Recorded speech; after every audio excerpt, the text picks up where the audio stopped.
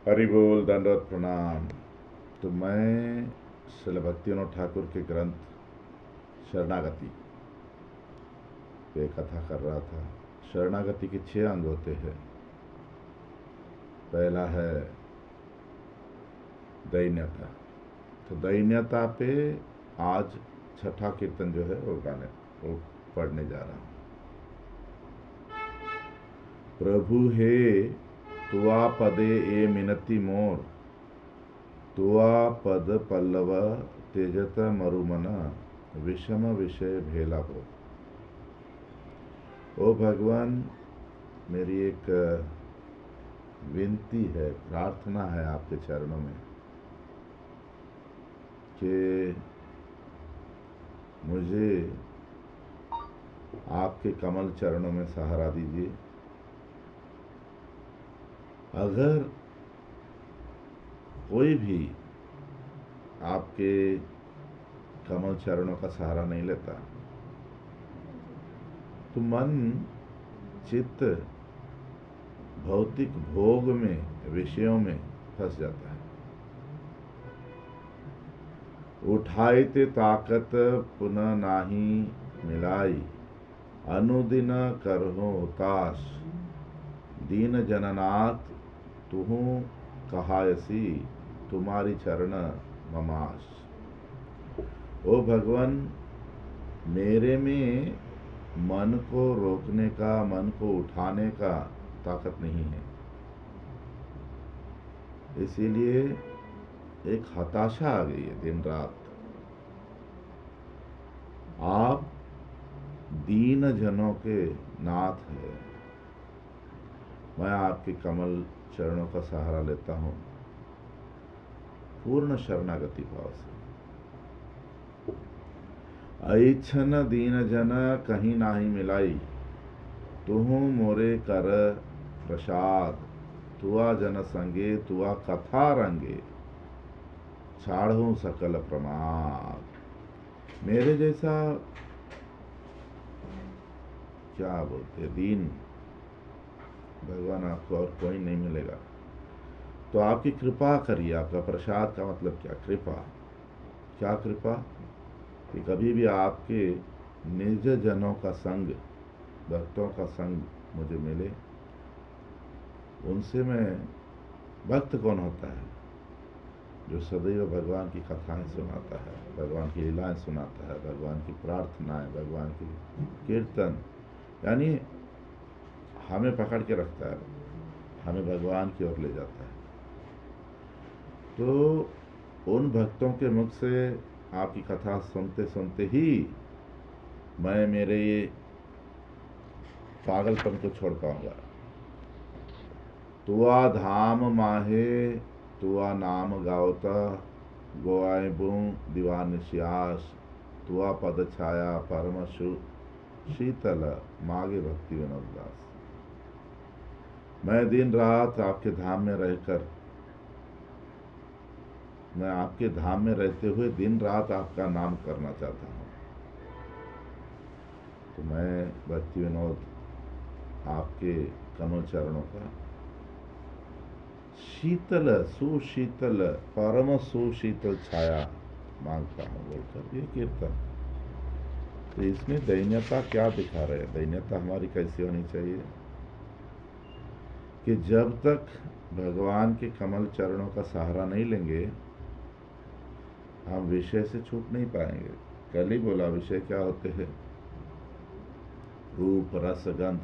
आंख देखना चाहती है, कान सुनना चाहता है, नाक सूंघना चाहता है, मुंह कुछ ना कुछ खाना चाहता है, बोलना चाहता है। क्या क्या बातें खत्म ही नहीं होती है।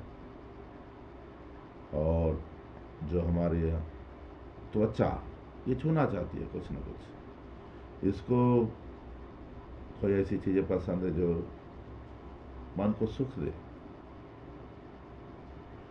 आंखें देखो, आंखें कहती है कि सुंदर सुंदर चीजें दिखाओ इस जगत की। कान, यहाँ की बातें। कान देखो, यहाँ से सुनता है, फिर यहाँ से निकालता है मुंह से।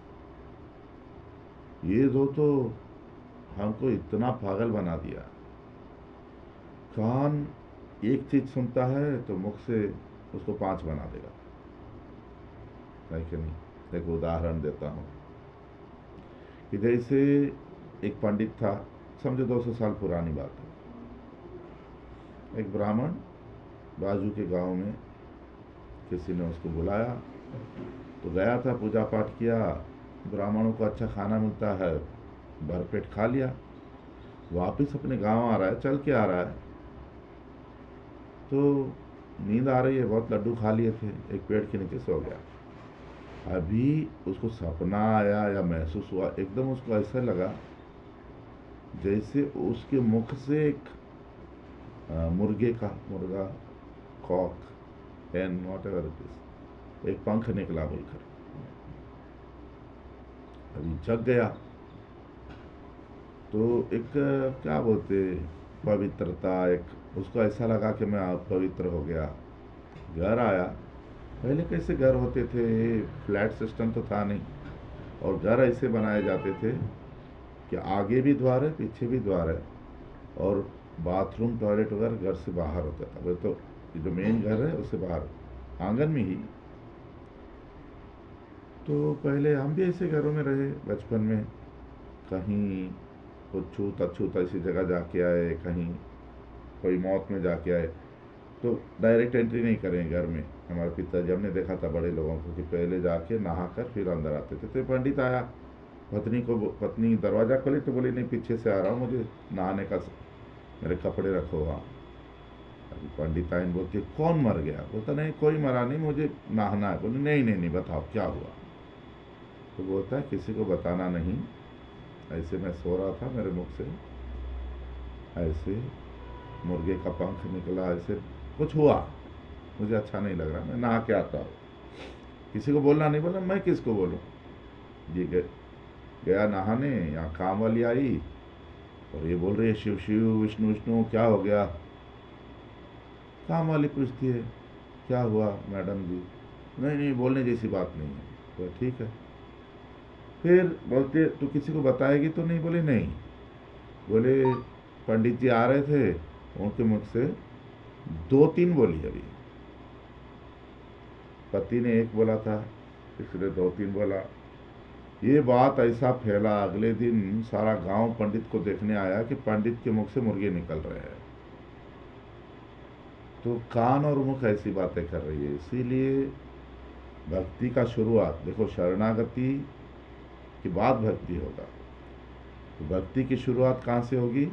श्रवणम कीर्तनम, कान से भगवान की कथा, भगवान का गुणगान सुनना, और मुख से भगवान का प्रसाद पाना। क्या खा रहा है भारत, पता नहीं विदेशों में भी, विदेशों में तो पहले से था, मैं तो इस साइड एशिया में,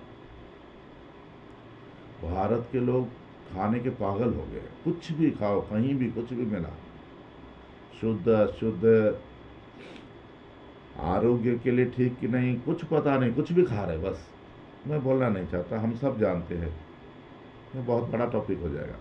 और बातें भी, मैं तो देखा जितने भी भक्त हम बोलते हैं 5 मिनट बोलने बोल दो बस।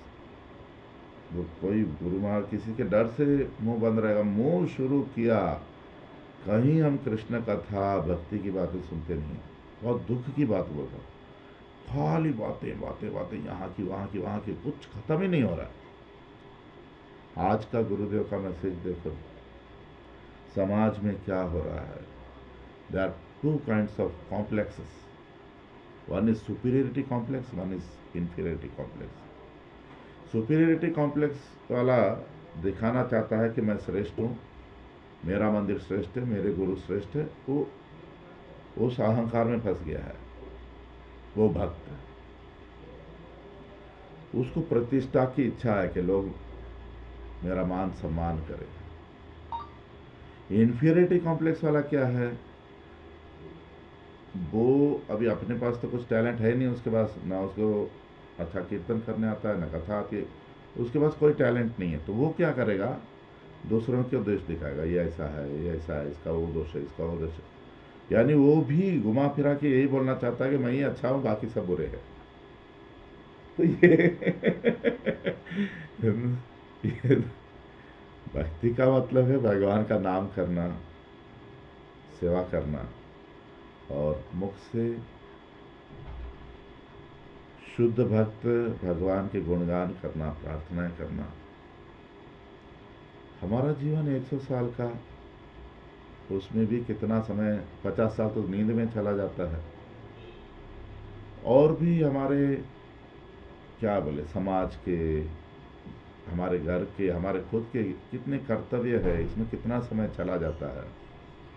तो अगर हमें कोई भक्त मिलता है, कहीं सत्संग हो रहा है, हमारा भाव क्या होना चाहिए कि हम भगवान के बारे में जितना हो सके सुने और जितना हो सके बोले। भक्तों के साथ भी अगर हम दुनिया की बातें कर रहे हैं तो सोचना पड़ेगा कि कुछ तो हमारे में कमी है। तो यहाँ बोल रहे हैं आगे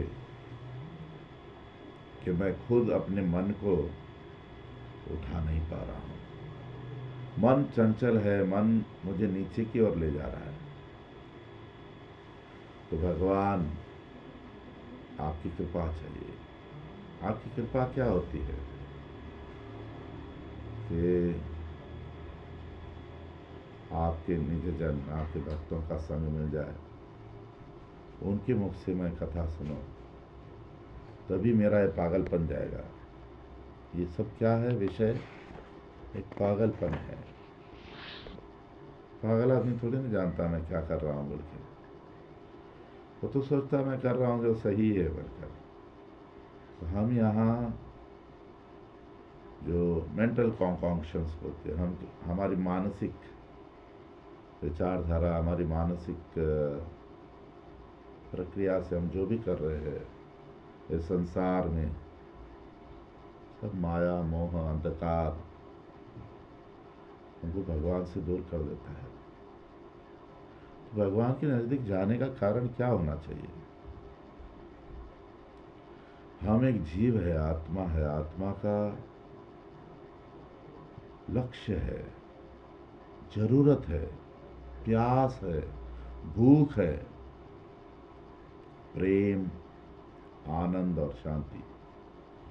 उस प्रेम, आनंद, शांति की खोज में ही हम जो भी कर रहे हैं इस जगत में। मनुष्य छोड़ के भी बहुत सारे जीव है, जानवर है, पशु है, पंछी है, जलचर है, स्थावर जीव, जो भी जीव है, उनमें और हमारे में फर्क यही है कि भगवान ने मनुष्य को अपने जैसा बनाया। मनुष्य के पास बुद्धि है, समझदारी है, विवेक है। मनुष्य को सोचना चाहिए कि मेरा जन्म कैसे हुआ।